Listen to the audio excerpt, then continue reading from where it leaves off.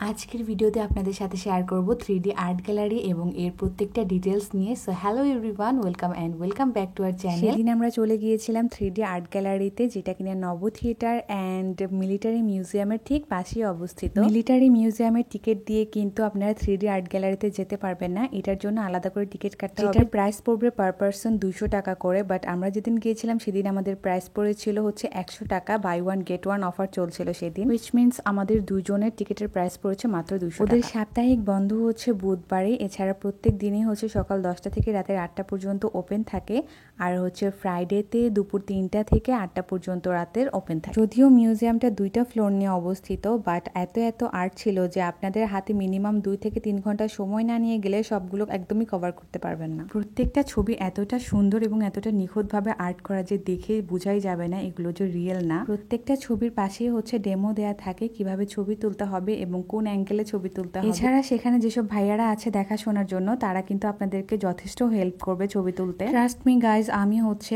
আমার ভিডিওতে সবগুলো দেখাই নাই।